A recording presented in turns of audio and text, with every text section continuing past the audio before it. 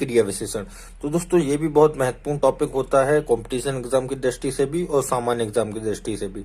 तो हम इस दोस्तों वीडियो में सारा कुछ देखेंगे, क्रिया विशेषण क्या होता है, क्रिया विशेषण के प्रकार कैसे होते हैं, उनको कैसे उपयोग करते हैं और विशेषण और क्रिया विशेषण में क्या अंतर होता है, ये भी हम इस वीडियो में सीखेंगे। और दोस्तों क्रिया विशेषण को पहचानने की ट्रिक भी मैं आपको इस वीडियो में बताऊंगा। तो सारा कुछ आपको इस वीडियो में मैं आपको बताऊंगा। चलिए स्टार्ट करते हैं। सबसे पहले देखते हैं क्रिया विशेषण किसे कहते हैं। तो क्रिया विशेषण अविकारी शब्द हैं। अविकारी शब्द मतलब जिनमें लिंग वचन के कारण कोई विकार उत्पन्न नहीं होता है, वो अविकारी शब्द कहलाते हैं। मैंने पहले भी बताया आपको। तो देखते हैं, क्रिया विशेषण अविकारी शब्द हैं। जो शब्द क्रिया की विशेषता बताता है उसे क्रिया विशेषण कहते हैं। बहुत साधारण सी परिभाषा है।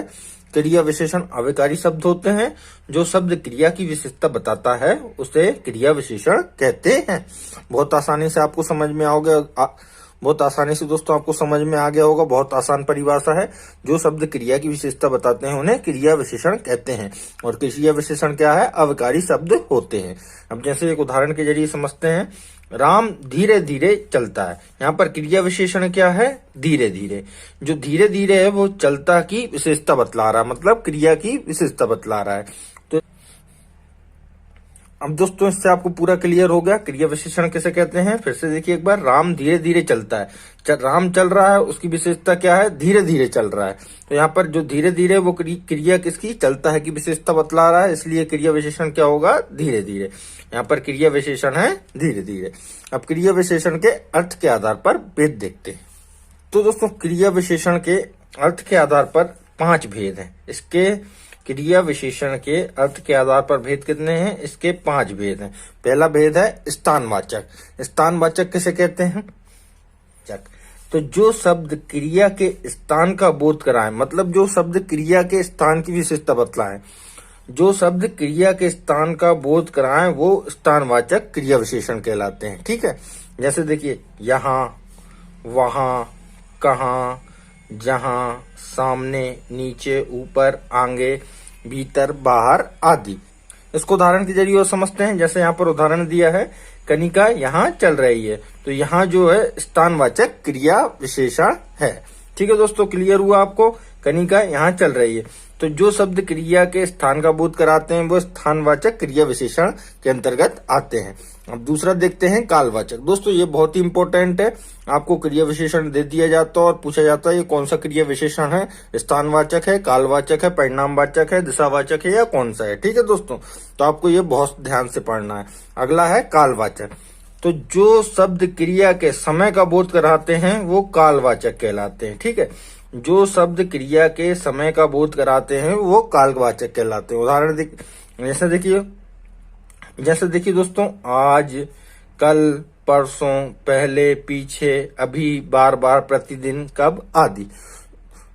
मतलब यहाँ पर जो शब्द हैं क्रिया के समय का बोध करा रहे हैं। ये आज, कल, इसको उदाहरण के जरिए और समझते हैं। जैसे देखिए, मैंने सुबह खाना खाया। खाना खाया यहाँ पर क्रिया है सुबह। ये क्या है? क्रिया की विशेषता बतला रहा है सुबह। तो यहाँ पर क्रिया विशेषण को क्या हुआ? सुबह। और ये किसके अंतर्गत आया? काल के अंतर्गत।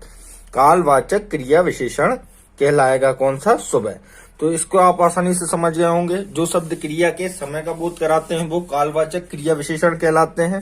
इनके अंतर्गत कौन कौन से? आज, कल, परसों, पहले, पीछे, अभी, बार बार, प्रतिदिन, इस प्रकार के शब्द आते हैं जो समय से संबंधित होते हैं। ठीक है दोस्तों, वे शब्द जो क्रिया की विशेषता बतलाएं और समय से संबंधित हो वो कालवाचक क्रिया विशेषण के अंतर्गत आते हैं। ठीक है, अब अगला देखते हैं परिणामवाचक।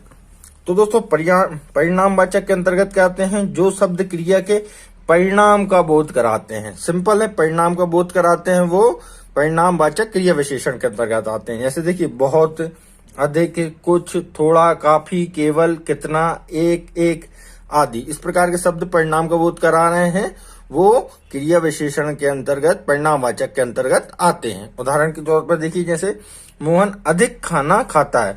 मतलब ये क्रिया के परिणाम का बोध करा रहा है अधिक। ठीक है, अधिक, थोड़ा बहुत, कुछ, काफी, मतलब मतलब जो शब्द क्रिया की विशेषता बतलाते हैं और परिणाम, क्रिया के परिणाम का बोध कराते हैं। जैसे उदाहरण यही आते हैं दोस्तों परिणाम वाचक के अंतर्गत, बहुत अधिक, कुछ, थोड़ा, काफी, केवल, इसी के अंतर्गत सारे परिणाम आ जाते हैं। तो ये यहाँ पर उदाहरण के जरिए भी आप समझ गए होंगे, मोहन अधिक खाना खाता है। मतलब अधिक जो है यहाँ पर परिणामवाचक क्रिया विशेषण है। ठीक है दोस्तों, सिंपल आपको समझ में आ गया होगा। अब अगला देखते हैं दिशावाचक। तो सिंपल जैसे दोस्तों नाम से प्रकट है, जो शब्द क्रिया की दिशा का बोध कराते हैं वह दिशावाचक क्रिया विशेषण कहलाते हैं। जैसे देखिए उदाहरण, यहाँ से देखिए दाएं बाएं, इधर उधर, किधर, एक ओर, चारों तरफ आदि, इस प्रकार के शब्द जो रहते हैं दिशावाचक क्रिया विशेषण कहलाते हैं। तो दोस्तों इस प्रकार के शब्द आते हैं क्रिया विशेषण के दिशावाचक के अंतर्गत। उदाहरण के जरिए और समझिए, वह इधर उधर घूम रहा है, मतलब दिशावाचक है। दिशा इधर उधर, दिशा के बारे में बता रहा है, और घूम रहा है यहाँ पर क्रिया है। तो इधर उधर किसकी, इसकी, घूम रहा है की विशेषता बतला रहा है। तो ये इधर उधर क्या कहलाएगा, दिशावाचक क्रिया विशेषण। ठीक है दोस्तों, क्लियर आपको यहाँ तक। अब आगे देखते हैं। तो दोस्तों क्रिया विशेषण का अगला प्रकार है रीतिवाचक।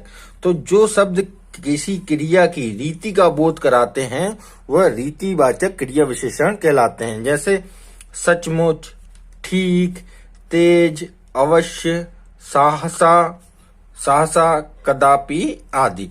इसको उदाहरण के जरिए और समझते हैं। जैसे राम तेज चलता है, यहाँ पर जो तेज है वो रीतिवाचक है। क्रिया क्या है, चलता है, ये तेज उसकी विशेषता बतला रहा है। तेज किसके अंतर्गत आएगा, रीतिवाचक, क्रिया विशेषण रीतिवाचक के अंतर्गत आएगा। एक बार फिर से समझिए, जो शब्द किसी क्रिया की रीति का बोध कराते हैं वो किसके अंतर्गत आते हैं, क्रिया विशेषण रीतिवाचक के अंतर्गत। उदाहरण के जरिए समझिए। जैसे राम तेज चलता है, यहाँ पर तेज जो है चलता है की विशेषता बतला रहा है। तेज ये रीतिवाचक क्रिया विशेषण कहलाएगा। कुछ उर्दू के और क्रिया विशेषण होते हैं इन्हें और देख लीजिए। जैसे शायद, जरूर, अक्सर, फौरन आदि, इस प्रकार के कुछ उर्दू के क्रिया विशेषण भी होते हैं। और दोस्तों यहाँ पर मैंने आपको विशेषण और क्रिया विशेषण के बीच में अंतर जो होता है वो यहाँ पर आपके लिए जानना बहुत जरूरी है।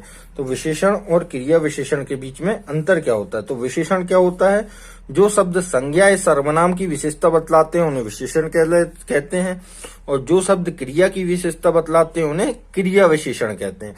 जो शब्द संज्ञा सर्वनाम की बता रहे हैं उन्हें विशेषण बोलेंगे अकेला, और क्रिया अगर लगी है, क्रिया की विशेषता बतला रहे हैं तो उन्हें क्रिया विशेषण कहते हैं। उदाहरण के जरिए समझिए, वह अच्छा खिलाड़ी है, ये अच्छा जो है यहाँ पर क्या है, विशेषण है। ठीक है, और वह अच्छा खेलता है, तो ये अच्छा जो है यहाँ पर क्रिया विशेषण है। ठीक है दोस्तों, सिंपल आपको समझ में आ गया। तो दोस्तों जो शब्द संज्ञा या सर्वनाम की विशेषता बताते हैं उन्हें विशेषण कहते हैं, और जो शब्द क्रिया की विशेषता बतलाते हैं उन्हें क्रिया विशेषण कह लेते हैं।